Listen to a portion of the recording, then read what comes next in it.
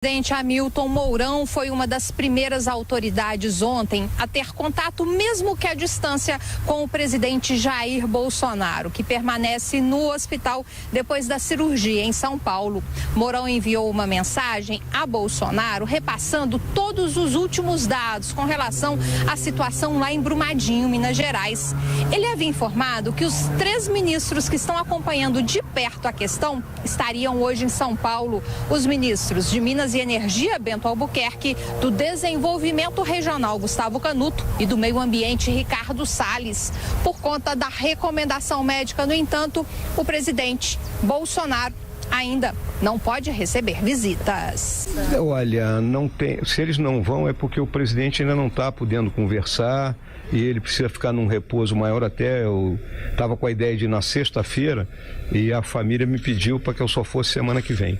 Depois de anunciar a liberação do FGTS e antecipação do pagamento do Bolsa Família, além de recursos do BNDES para os municípios prejudicados, o governo disse agora que vai pagar o chamado seguro defeso para os pescadores da região de Brumadinho, por conta da contaminação do rio Paraopeba.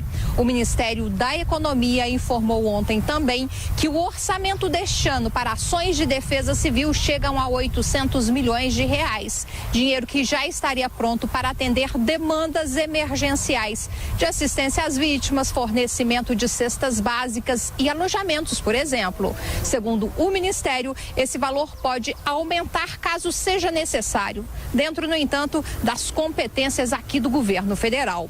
Às vésperas do Congresso voltar ao trabalho e diante das críticas de que a articulação política seria inexperiente, Mourão disse ontem que está confiante. Vamos dizer o seguinte, houve uma renovação grande, né? Então acreditamos que é a força dos novos, né? Vai favorecer aí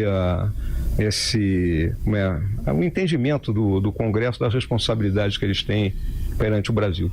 Ontem Mourão recebeu o embaixador do Chile, Fernando Schmidt. Ao fim do encontro, ele se mostrou preocupado com a notícia da prisão de jornalistas chilenos na Venezuela. Com relação ao pedido do líder da oposição venezuelana, Juan Guaidó, que solicitou a ajuda do governo brasileiro para garantir a entrada de ajuda humanitária naquele país, o vice-presidente apenas informou que o Brasil pode sim ajudar com medicamentos e até com alimentos, mas não disse se isso vai efetivamente acontecer. De Luciana Verdolim. Professor.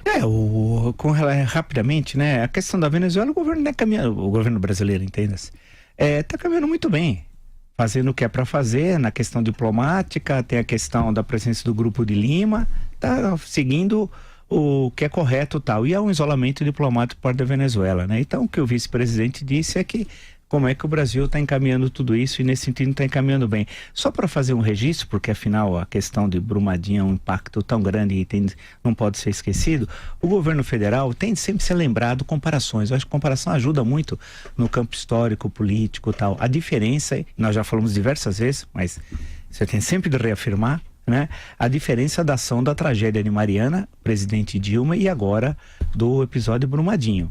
Primeiro, o presidente, mesmo sendo operado no dia posterior, que era um domingo, um sábado, compareceu em loco, não pôde descer pelas dificuldades da região naquele momento, compareceu junto com seus ministros e criou já um grupo de crise, né, de administração da crise, um gabinete, em suma, já pôs o time em campo tal, e começou a trabalhar rapidamente dentro da esfera do que é feito ao governo federal. O ministro do Meio Ambiente entrou rapidamente em campo, né?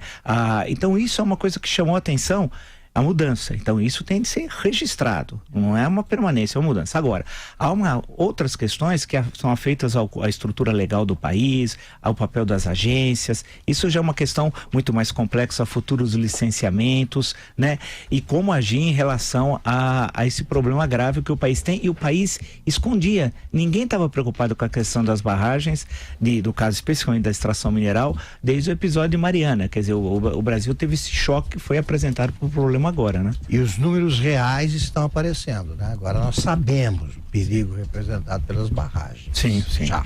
Por exemplo, eu estou aguardando, sentado, porque de pé cansa, que as autoridades de São Paulo expliquem se elas fiscalizam as usinas hidrelétricas, não sei se é a CESP que fiscaliza quem, por exemplo, Água Vermelha, Ilha Solteira, né? Eu gostaria de saber quem fiscaliza a represa Billings, por exemplo, aqui em São Paulo, né? Nós temos centenas de barragens, centenas. A extração mineral é pouco relevante em São Paulo, pouco relevante. Aí no caso da produção de energia e tal, quem é que está fiscalizando? Se há fiscalização, digo isso porque nós temos razão de fazer essa pergunta. Por quê? Vide as pontes e viadutos da cidade de São Paulo, né?